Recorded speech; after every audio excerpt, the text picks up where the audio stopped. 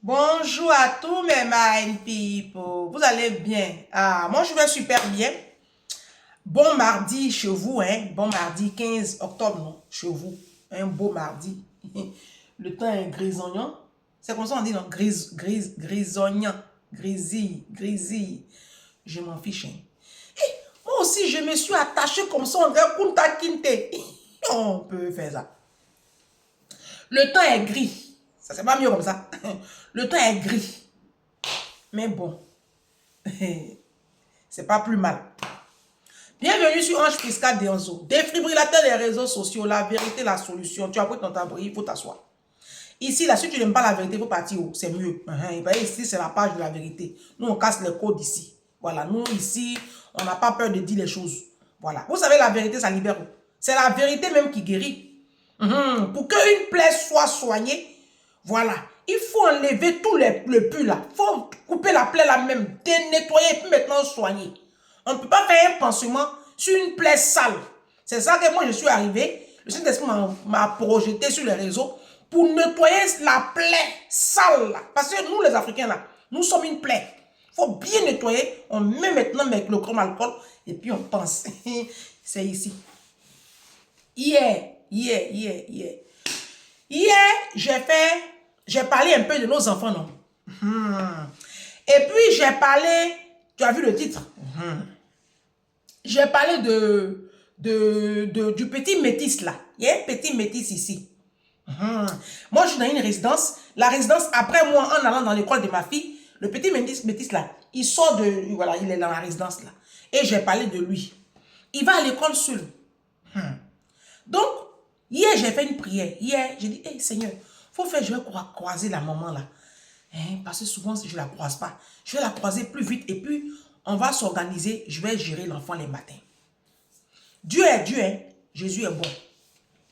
Ce matin, je vais accompagner Didou à l'école. À 15, 18, nous, on descend. Comme l'école, c'est à 10 minutes à pied. À 30, 32, on ferme le portail. Donc, moi, je descends net. À 20, je croise l'enfant. J'ai dit, comment il s'appelle? Comment il s'appelle? Puis, ma fille m'a dit son prénom. J'ai dit, ah, d'accord.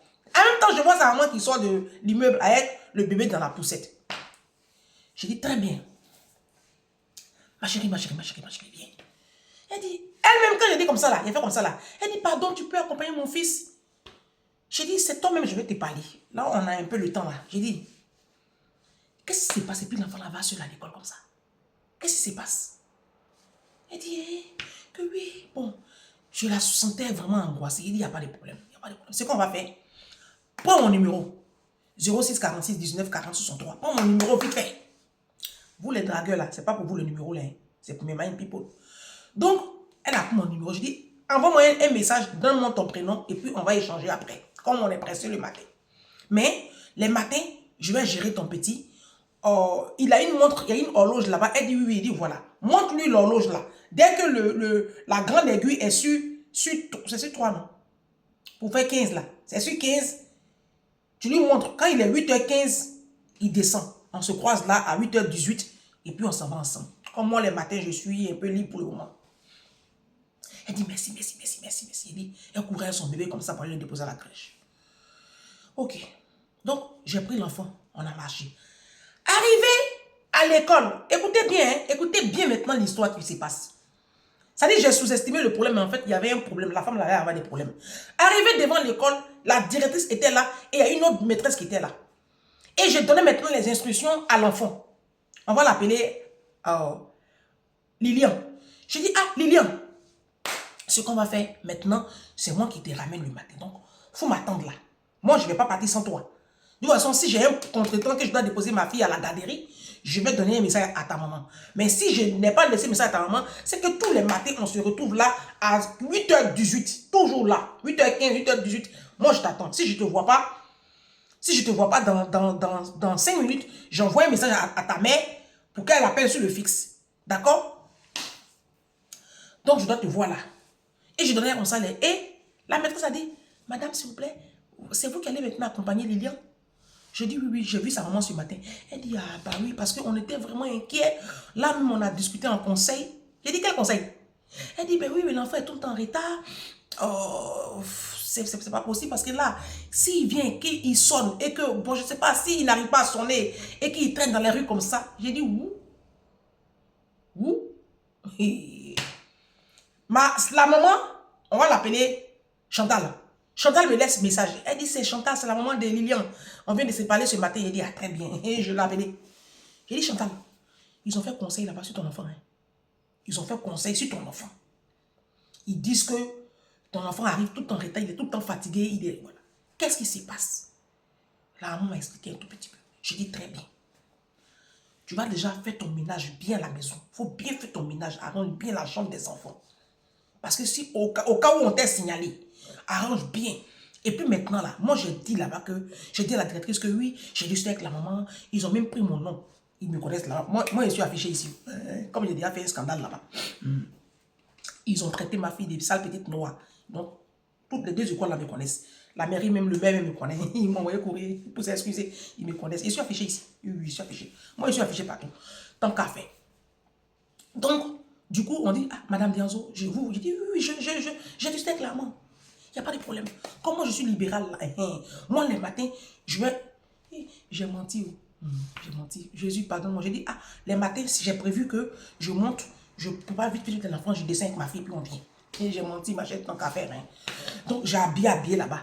Et la directrice dit, ah, merci beaucoup. Franchement, pourtant, l'enfant, il est propre. Hein. Franchement, la maman, là, c'est une bonne maman. Hein. C'est pas les mamans sauvages, là. Hein. C'est une bonne maman. L'enfant est propre. L'enfant, puis elle sape l'enfant là d'une manière, quoi. Il est beau, hein. Il est propre. Il est belle, le beau manteau. L'enfant n'est jamais en jogging. C'est pas les baskets noirs là. Non. L'enfant est toujours... Ah, c'est ça qui me plaît même. Donc là, c'est déjà bon. C'est déjà bon. Donc, vous voyez, ils disent, on fait conseil. Imaginez un instant. J'ai prié hier. Non, je ne suis pas une menteuse. Moi, c'est avant, je mentais. J'ai prié hier. J'ai dit, hé Seigneur. Parce que ça fait plusieurs fois que je vois l'enfant en retard. Quand je vais accompagner Didou, je reviens. C'est là que je le vois en train de marcher. J'ai dit, mais... Hier même, je dis, mais tu es en retard, il est 32. C'est là qu'il a commencé à courir. Et vraiment, je voulais interpeller les parents. Bon, nous les mamans là, les mamans, vous qui êtes un peu libres les matins là, essayez de vous organiser dans les quartiers. Voilà, pour pouvoir aider les mamans qui ne sont pas libres. On n'a qu'à être solidaires, les juifs là, ils font ça. Essayons de nous faire des petits groupes WhatsApp. Non, sérieux, la solidarité africaine là, il faut qu'on se réveille, hein, parce qu'ils sont de nous prendre nos enfants. La maman, c'est une bonne maman. Afin des signalements, c'est quitté où? Moi, je lui ai dit, elle n'a qu'à arranger bien sa maison. Elle n'a qu'à faire les trucs là propres. Et puis, elle n'a qu'à essayer de... On ne sait jamais. Peut-être qu'un jour, assistance sociale va venir faire sonner à sa porte. Si on sonne, quand on vient trouver une maison dans un état lamentable, ah là, c'est pas bon. Non, je suis en train de vous parler sérieusement. Je ne suis pas en train de m'amuser. Hein. Donc là, je vais maintenant l'accompagner tous les lundis, les mardis, les jeudis et les vendredis pour l'instant, comme je suis libre les matins. Voilà. Je vais faire comme ça. Donc, elle est d'accord, on est d'accord dessus. Elle me dit, ah, je vais vous donner combien? Je dis, tu vas me donner quoi de quoi, ma chérie? Quoi de quoi? Tu t'es demandé quoi, ma chérie? On n'a qu'à s'aider. On n'a qu'à s'aimer vivant. Parce que nous, les Africains, on n'aime pas du tout s'aider. Hein? C'est quand il y a les morts, là. Et puis, on va venir maintenant pleurer. Oh, Alexandra, oh, hypocrisie, on aime faire. On n'a qu'à prévenir, on n'a qu'à s'aider dans les quartiers, là. Voilà. Et puis, soyons bienveillants. Si tu vois qu'une maman est en difficulté, il faut l'approcher et puis vous allez discuter. Toi, tu connais, tu lui apportes et puis on s'échange. On n'a qu'à faire comme ça la diaspora ici. Hein. Parce que les blancs, là, ils ne sont pas bien souvent. Hein. Ils sont en train de prendre les enfants là et puis les placer dans les maisons. C'est un business pour eux. Hein. Et les placements là, c'est devenu comme un business. Donc, soyons vigilants. Vous, les parents qui habillent vos enfants et puis les enfants là sont froissés les matins là. Faire à repasser là, c'est 20 €. À l'éclair Carrefour là, un fer à repasser, c'est 20 €.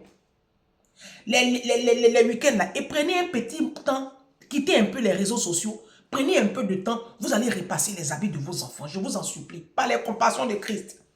Vos enfants là sont froissés comme ça les matins, c'est pas normal. Vous, mes parents doula là, c'est à vous que je parle. C'est à vous que je parle, vous les doula là, c'est votre travail. Nous tous on est sauvages, hein? Mais vous les douleurs pour vous là, c'est plus de la sauvagerie. C'est carrément de l'animosité poussée. En fait, c'est pas possible en fait. Maintenant, je vais maintenant me concentrer sur mon thème.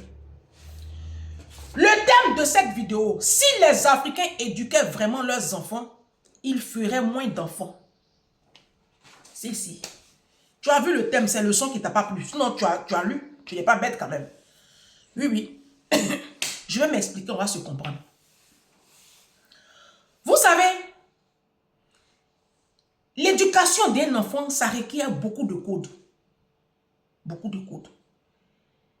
Et puis, la bonne éducation, ce n'est pas seulement savoir faire, savoir être. C'est de s'assurer que son enfant réussisse dans la vie. Ça, c'est l'éducation aussi. Il faut t'assurer que ton enfant réussisse sa vie. Ça, c'est le rôle d'un parent. Donc, je disais tantôt que si on donnait une bonne, si on avait pour souci de donner une bonne éducation à nos enfants, on ferait moins d'enfants. Oui, on ferait moins d'enfants. Parce qu'il est prouvé, et on le voit, on n'a même pas besoin de le démontrer, que plus on a des enfants, et on a du moins ils ont une bonne éducation.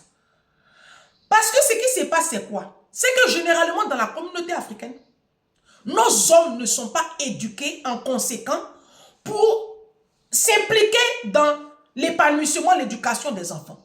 Et donc, même quand vous êtes mariés, soi-disant, vous êtes seuls, mesdames, à vous taper tous les enfants. Quand tu décides d'avoir beaucoup d'enfants, il faut t'assurer d'avoir un homme dans ta vie. Pas un garçon, je précise bien, un homme. C'est très important. Sinon, vous faites un enfant, même deux, même c'est un risque. Oui. Avant de faire deuxième enfant, il faut bien réfléchir. Tu avais quoi? Pour ne pas dire tu avais qui? Vous allez remarquer, la plupart des gens riches, les boss là, remarquez bien, que ce soit dans la communauté africaine ou chez les blancs, remarquez bien, les gens qui sont très riches, ils ont deux enfants. Je ne sais pas si vous avez remarqué, même en Afrique. Remarquez bien, les gens qui ont réussi leur vie, ils ont souvent un enfant ou deux. On va prendre le cas de Michelle Obama. Il y a une abonnée qui a écrit un jour, moi je préfère quand tu prends le cas de Michelle Obama. Il ne faut pas prendre ici, il ne faut pas prendre ici. Bon, on va prendre le cas de Michelle Obama. Vous savez, Michelle Obama, quand elle est rentrée à la Maison Blanche en 2008, c'est 2008 ou 2009, quand elle est rentrée à la Maison Blanche, elle était encore très jeune. On a tous vu Michelle Obama rentrer avec ses deux petites filles là comme ça, Maya et Sacha. Vous pensez que Michelle Obama ne pouvait pas faire un troisième enfant? D'aucuns diraient non, mais elle a fait ses deux filles fécondation in vitro. Oui, mais ça c'est la technologie. Elle avait les moyens de faire un troisième enfant, fécondation in vitro.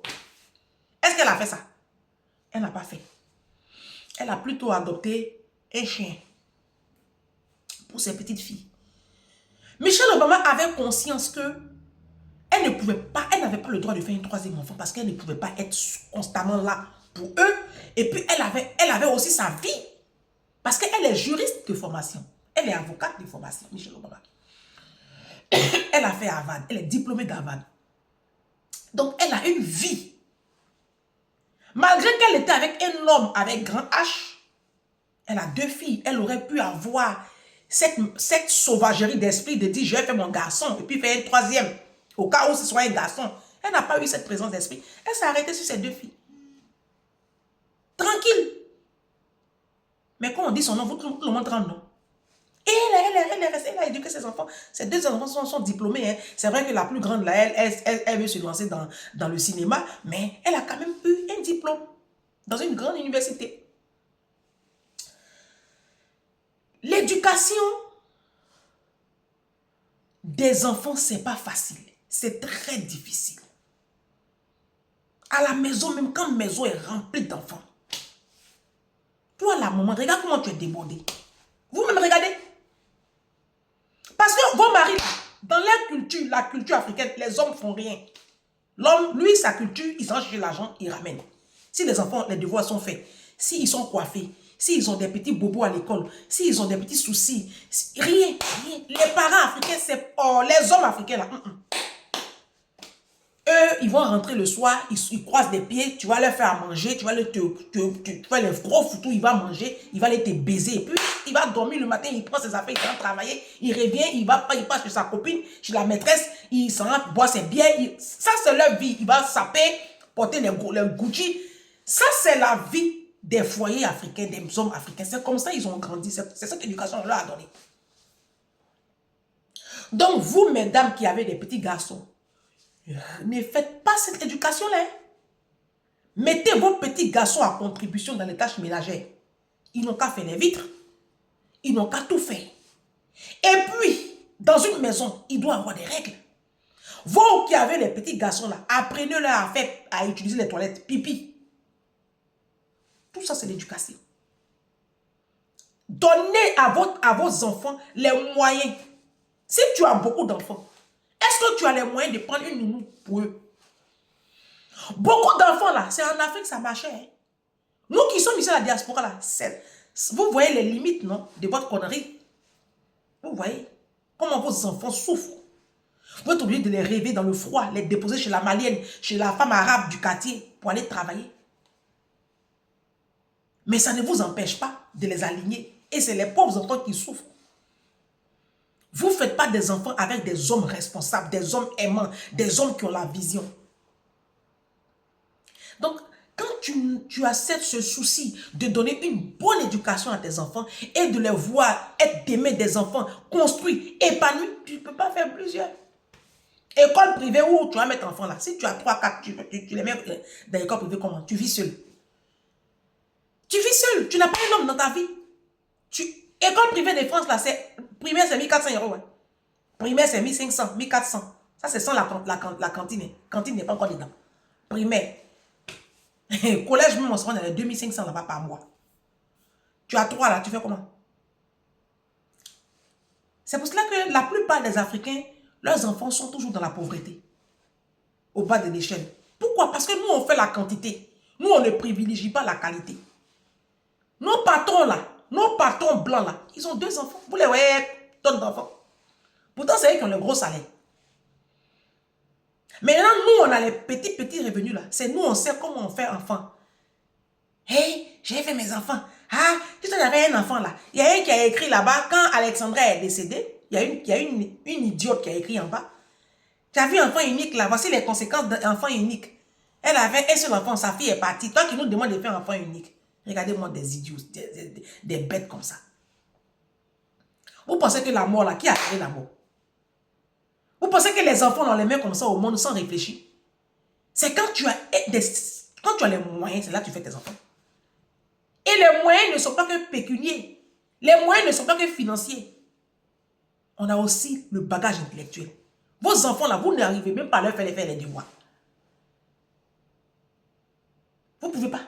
L'enfant arrive en 6e, 5e, tu es bloqué. Mais tu as 3, 4 sous la main. Ils vont devenir quoi? Les petites mains de l'industrie occidentale. Ils vont être toujours au bas de l'échelle. Vos enfants seront toujours les derniers des classes. Parce que non seulement tu n'as pas les moyens pour leur prendre des soutiens scolaires en bonne et due forme, mais toi-même tu n'as pas le bagage intellectuel pour les suivre. Et tu n'as même pas le temps. Et tu vas venir me dire que non, un seul enfant, c'est les conséquences qui sont là. Mais ça n'a qu'à être conséquence. Ça sert à quoi d'en faire 4? Et puis eux tous, ils sont au bas de l'échelle, ils traînent dans les cités, avec les capuches noires, wesh là, ça sert à quoi? Vous avez 4 enfants, 5 enfants, vos enfants parlent wesh. Ils traînent dans les écoles publiques, là, jusqu'à quand ils finissent là, ils vont livrer pizza. Ou bien ils travaillent à la poste, avec des salaires de misère. Ils sont obligés de faire tomber des camions pour pouvoir subvenir à vos besoins. Bande de nullards. Ça sert à quoi?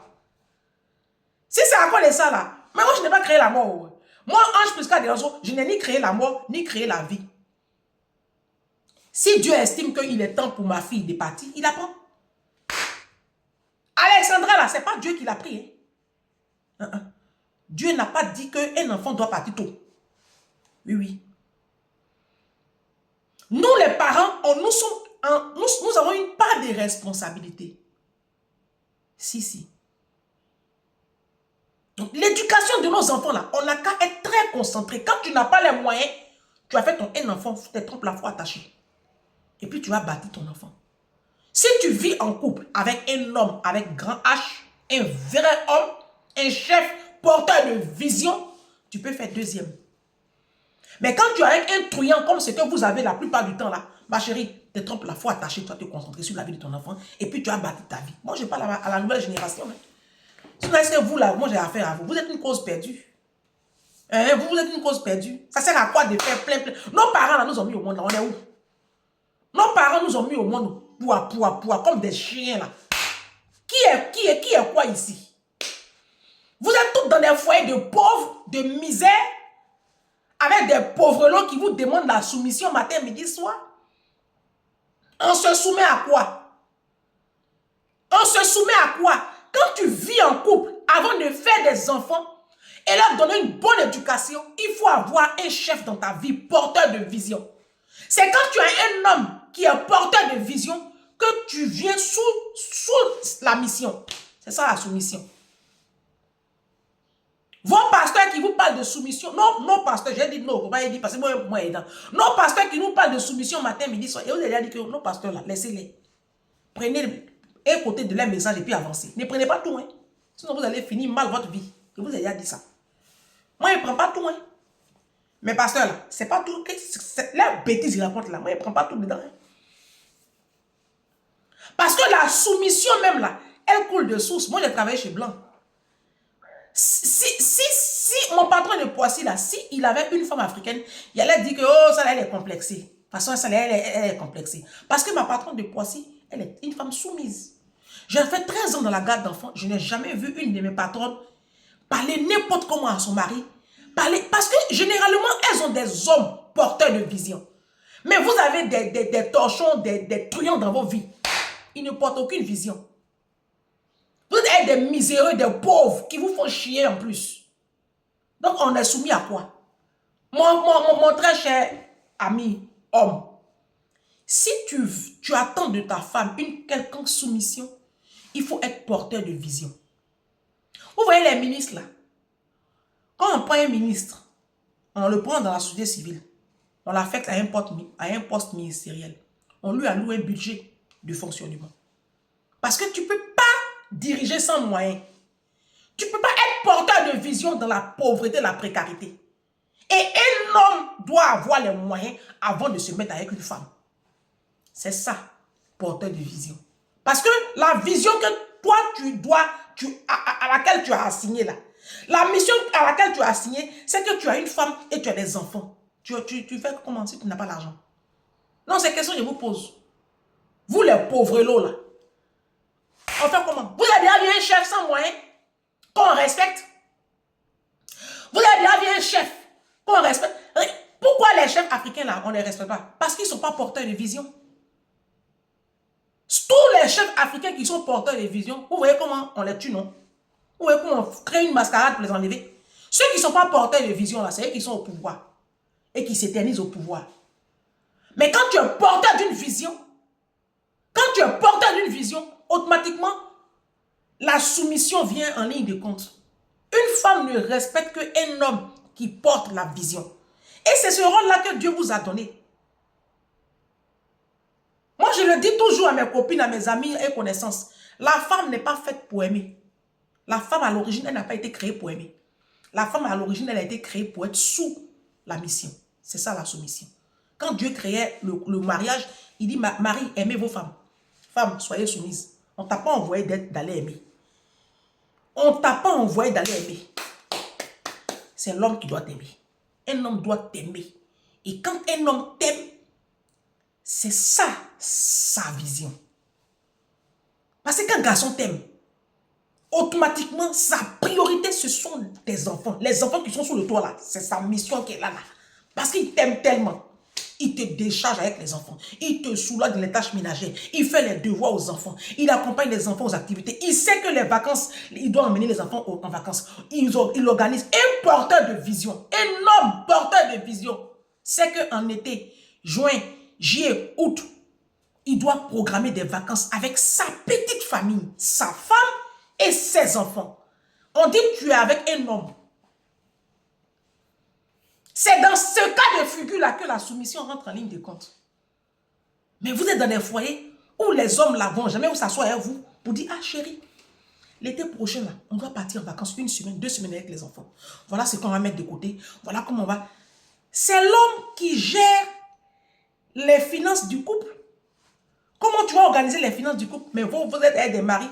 Tous leurs soucis là, c'est boire bière, saper, porter une lunettes Gucci, défiler en Afrique, chercher femme, after work, Assini, aller à Assini avec les femmes, hein, voler dans les caisses de l'État et puis aller se faire voir avec les femmes dans les hôtels.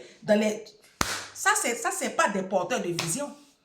Vous avez de la pourriture dans vos vies, mesdames. Et c'est avec ces hommes-là, vous faites autant d'enfants. Mais c'est normal que vous n'ayez même pas l'énergie pour éduquer ces enfants. Aujourd'hui, la femme africaine n'a plus d'énergie pour éduquer les enfants parce que vos maris là pèsent beaucoup sur votre mental. Donc, vous êtes en perte d'énergie. C'est pour ça que je vous dis que les enfants là, il ne faut plus vraiment les faire beaucoup, beaucoup. Parce qu'on les fait à quoi même? On les fait à quoi? Regardez cette jeune maman là, que je vais dépanner là. Le mari, je pense qu'il n'est plus là. Elle est seule avec ses 2 enfants. Heureusement même qu'elle s'est arrêtée à 2. Et tu la vois en train de lutter comme ça. À la diaspora ici là, c'est dur, hein? Donc quand vous venez à la diaspora là, vous mes soeurs Doula qui passez votre temps à aligner les enfants, c'est à cause de ça, ce sont vos enfants là qui traînent dans les métros en train de nous voler là. Vous qui prenez la polygamie là, vous les Sénégalais sauvages là, qui prenez la polygamie, vous les Ivoiriens débiles mentaux là, qui prenez la polygamie là. Quand vous finissez de faire votre polygamie, puis vous mettez les enfants là au monde comme des chiens là, ce sont les mêmes enfants là qui vont mourir dans l'eau et puis qui viennent nous emmerder ici. Vous êtes à la diaspora ici, vous êtes venus donner un sens à votre vie. C'est vous qui savez comment on fait enfant. Hein? Tu as fait un enfant là, c'est un enfant là, ça te fait mal quoi. Toi, il faut que tu alignes. Bon, ok, tu as fait tes enfants. Maintenant, regarde, tu ne peux rien créer dans la vie de tes enfants. Parce que non seulement tu n'as pas les moyens, tu n'as pas les capacités intellectuelles, tu n'as pas les moyens financiers, et puis tu vis avec un truand que tu appelles mari. Les blancs, là, nos patrons, là, ils ont 2 enfants. Il a fait garde d'enfants. Il a fait garde d'enfants pendant 13 ans. Ils sont dans les grosses maisons, là. Ils ont 2 enfants. Où je travaille à Poissy, là, ils sont sur une île. Tout le monde est riche là-bas. Ils ont 1, 2, 1, 2. Et tout ça, 1, 2, 1, 2. Il n'y a pas un sur l'île là qui a 3. C'est à croire que les riches seront toujours riches et les pauvres seront toujours pauvres. Parce qu'eux, ils privilégient la qualité. Quand tu veux donner éducation à un enfant, là, beaucoup d'enfants, là, tu as suivi qui pour les équipes. Les devoirs, même, c'est un parcours du combattant. Le soir, les devoirs. C'est un parcours du combattant. Alors, si tu as un enfant en difficulté scolaire, là même, c'est la totale. Aujourd'hui, vous pleurez. Vous n'avez même pas le regard sur vos enfants. La maman qui m'a écrit, sa fille à 16 ans, elle n'a pas vu ça venir. Pourquoi? Parce qu'elle n'a pas le temps. Avec 3 enfants, tu es mère seule. Tu vas voir venir quoi? Et quand tu es parent là, c'est un sacerdoce. Hein? Être parent, c'est une mission périlleuse. Hein? Soyez concentrés. Soyez concentrés. Donc, à vous, la nouvelle génération, avant de mettre vos enfants au monde là, regardez bien vos capacités. Hein? Parce que je dis, la peau noire qu'on a là, c'est une peau de condamnation. On est condamné. Le racisme là, on va le subir. Donc, comment on va faire pour donner une bonne éducation à nos enfants? Et puis, partout où ils vont passer, ils vont être en haut. Et puis, ils seront obligés de les accepter malgré la couleur de leur peau là. C'est ça, on n'a qu'à commencer à chercher. Privilégier la qualité. Beaucoup d'enfants, ça veut rien dire. Tu as beaucoup d'enfants et puis ils sont rien. Ils parlent wesh wesh. Tu as une panoplie d'enfants, tu as 4, tu as 5 enfants et puis tes enfants parlent wesh wesh. Ils ne sont pas éduqués. Tes enfants n'ont pas d'éducation. Ils n'ont pas de savoir-être. Ils n'ont pas de savoir-vivre. Ils ne savent même pas se tenir en société. Ils ne savent même pas s'exprimer correctement en français. Ils ne voyagent pas. Ils n'ont pas d'activité. Ils n'ont pas de loisirs. Ils vivent dans une forme de précarité. Il n'y a pas d'avenir. Les comptes même sont vides. Ah tiens, j'ai oublié ce truc-là. Vos enfants n'ont pas d'assurance vie. Ils ont des comptes vides. Et ils vivent comme ça, hein, des capuches noires, ils sont comme des délinquants, ils traînent dehors, parce que je ne sais pas, ça c'est quoi tout ça là? Donc je reviens sur le thème, je dis, quand tu as envie de donner une bonne éducation à tes enfants là, et puis tu as envie de les voir élevés là, tu es obligé de faire 1 ou plus 2. Maintenant, vous qui dites que 1 là, c'est risqué parce que si il meurt comme Alexandra, tu n'as plus d'enfants, on s'en fout. J'ai dit, moi, je m'en fous. Je m'en fous. Hein? Parce qu'il y en a même qui ont fait 5. Et puis, 5 là, les bêtés disent, oh, il y a encore. Il y a des moments, elles ont fait 5 enfants. Et puis, 5 là, ils n'ont rien créé dans leur vie. Il y a des moments qui sont en Afrique, elles vivent dans la précarité alors qu'elles ont 5 enfants. Je vous parle. Il y a des papas qui sont en Afrique, qui vivent en bas des maniocs. Pour avoir même l'eau courante, même pour boire, c'est pas là-bas. Pourtant, ils ont 5 enfants. Ah, si. 5 enfants, ça ne veut rien dire. Hein? 3 enfants, ça ne veut rien dire. 2 enfants, ça ne veut rien dire. Comment tu vas faire pour que ces enfants-là soient demain de belles personnes dans la société, positionnées avec une belle vie? C'est ça qui est. On dit tu as réussi ta vie. Réussir sa vie pour un parent, c'est ça. C'est pas quand les enfants là sont derrière toi et puis ils parlent wesh là, on dit tu as réussi ta vie. C'est pas quand tu as maison en Afrique, on dit tu as réussi ta vie. Parce que vous avez des constructions en Afrique, vous avez des terrains, des immeubles.